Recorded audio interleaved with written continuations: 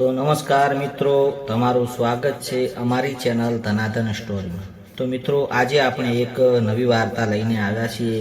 તો વાર્તા તમે ધ્યાનપૂર્વક સાંભળજો અને તમારા અન્ય મિત્રો સુધી શેર કરજો, અને વાર્તા પસંદ લાગે તો લાઈક અને ચેનલને સબસ્ક્રાઈબ કરી એક કોમેન્ટ કરજો। નમસ્કાર મિત્રો, આ વાર્તા મારા મિત્રની બહેન વિશેની છે। તેણીએ પોતે જ મને આ કરવા માટે ફસાવ્યો। મેં તેની સાથે એવી રીતે અને શું કર્યું તે જાણવા પૂરી કહાની સાંભળો। મિત્રો, હું કૈલાશ તમને મારા મિત્ર પ્રતીકની બહેન ઉર્મિલાની વાર્તા કહેવા જઈ રહ્યો હતો।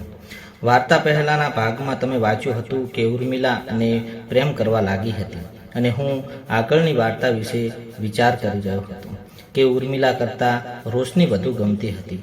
ઉર્મિલા પણ આ જાણતી હતી કે મેં ઉર્મિલાના મારા હાથમાં પકડી લીધો અને તે પહેલાં તેમના સાથે પ્રેમ કરવાનું શ્રેષ્ઠ માન્યું। લગભગ 15 મિનિટ અમે બંને 5 મિનિટ સુધી આમ જ સૂઈ રહ્યા હતા। તેણીએ કહ્યું કે જાણતી હતી કે તે પસંદ નથી। તેને આઘાત લાગ્યો અને કહ્યું, ના, એવું નથી। તેણીએ અટકાવીને કહ્યું કે તમે રોશનીને બહુ ગમે છે। તેણે કહ્યું, ના, એવું નથી, મને તું પણ એટલી જ ગમે છે। પણ ઉર્મિલાએ જે કહ્યું તે સાચું હતું। પછી તેણે મને કહ્યું કે હું તમને કંઈક બતાવવા માંગુ છું। તેણીએ પોતાનો ફોન ઉપાડ્યો અને મને તેમાંથી ફોટા બતાવવા લાગ્યા। તેમાં તેણીએ લાઇટ ચાલુ કરી અને મને પોતાના ફોટા બતાવ્યા। આ ફોટા ખૂબ જ સરસ હતા। થોડા સમય પછી અમને ક્યારેક ઊંઘ ના આવી અને તેનો ખ્યાલ ન રહ્યો અને અમે બંને એમ જ સૂઈ ગયા। લગભગ 1 કલાક પછી ઉર્મિલાનો ફોન વાગ્યો અને તેણે જાગી ગઈ અને હવે તે ખૂબ જ દુખાવો થઈ રહ્યો હતો। બપોરના લગભગ 2 વાગ્યા હતા જ્યારે ઉર્મિલાને ફોન ઉપાડ્યો અને તેની માતાનો ફોન હતો। ઉર્મિલાએ બોલવાનું શરૂ કર્યું, પણ પીડાને કારણે તે સ્પષ્ટ બોલી શકતી ન હતી। તેની માતાએ તેને પૂછ્યું, શું થયું છે? તારા અવાજમાં દુખાવો કેમ છે? તેણીએ તેની માતાને કહ્યું, ઓહ, હું પણ જ લપસી ગઈ અને તેની માતા ચોંકી ગઈ અને પૂછ્યું, શું થયું હતું? ત્યારે બેઠા હતા અને બધા સાંભળી રહ્યા હતા કારણ કે ફોન સ્પીકર પર હતો। ઉર્મિલાએ કહ્યું કે હું બાથરૂમમાંથી બહાર આવી રહી હતી અને મારો પગ લપસી ગયો, અને તેની માતાએ કહ્યું કે મને ખૂબ જ દુખાવો થાય છે। ઉર્મિલાએ કહ્યું, મને હજુ પણ ખબર નથી કે મારા પગમાં છે। જ્યારે મારી માતાના ફોન ડિસ્કનેક્ટ થયો ત્યારે મને પ્રતીકનો ફોન આવ્યો, જેમાં મને ઘરે આવવાનું કહેવાનું આવ્યું હતું। એક આકસ્મિક રીતે પૂછ્યું કે શું થયું છે? તેણે કહ્યું કે ઉર્મિલા પડી ગઈ છે। મેં તેને પૂછ્યું કે તું ક્યાં છે? અને તેણે કહ્યું કે મિત્ર, આપણે બધા આગ્રા આવ્યા છીએ, ઘરે ફક્ત ઉર્મિલા છે। તેનેથી ડૉક્ટરને લઈ આવો અને આપણે કોલ આવશું। અને મેં કહ્યું, ઠીક છે।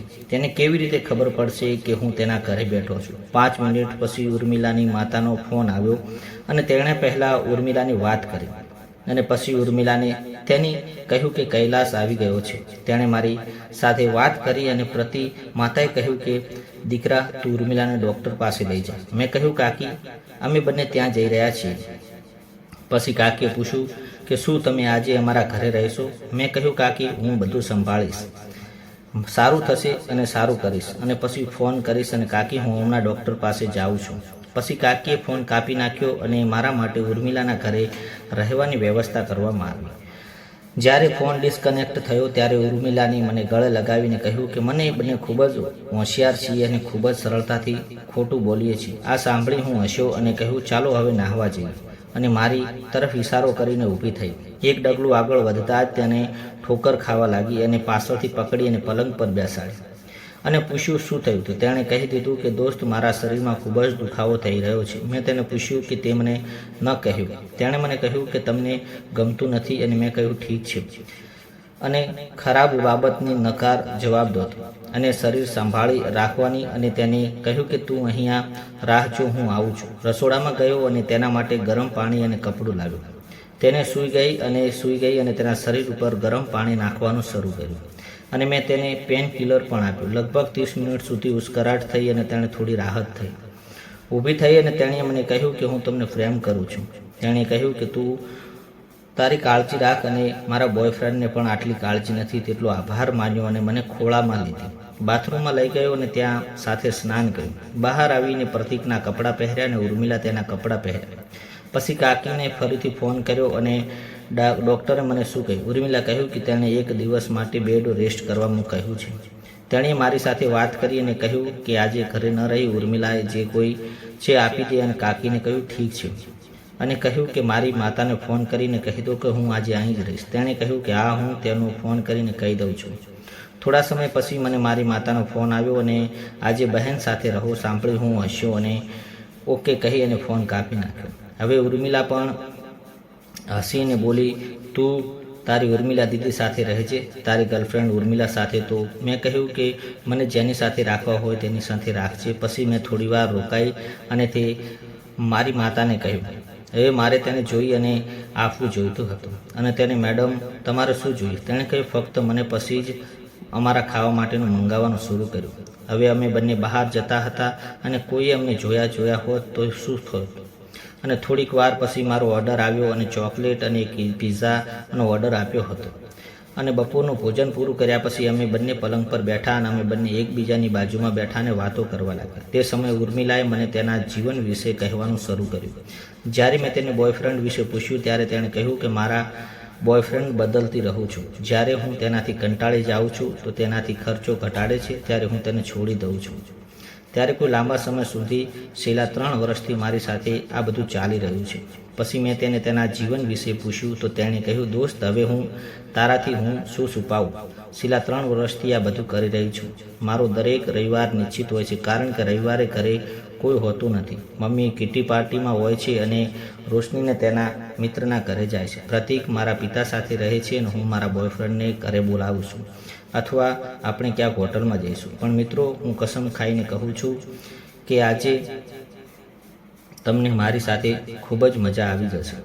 અને હું પહેલાં ક્યારેય તમને આવી નથી અને આજ સુધી તમારી ઢીંગલી છું. તું જ્યારે કોઈ ઈચ્છે ત્યારે મારી સાથે કાંઈ પણ કરી શકે છે.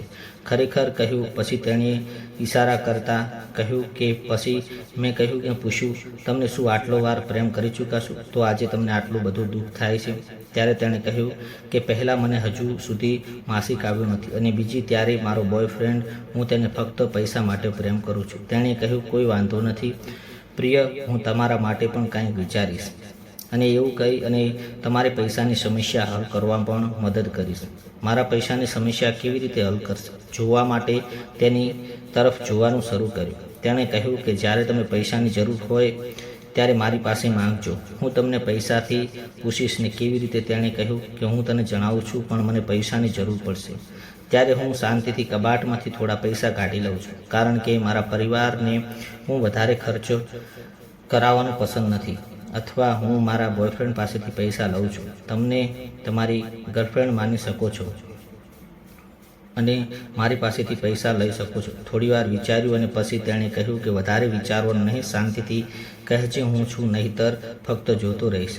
મેં પણ તેને ઠીક કહ્યું અને પછી અમે સૂઈ ગયા. તો મિત્રો, તમને અમારી આ વાર્તા પસંદ આવી હોય તો વિડીયો લાઇક, ચેનલ સબસ્ક્રાઈબ કરજો અને તમારા અન્ય મિત્રો સુધી અમારી આ વાર્તાને શેર કરજો. હવે આપણે મળીશું એક નવી વાર્તામાં. ત્યાં સુધી સૌને મારા જય શ્રી કૃષ્ણ.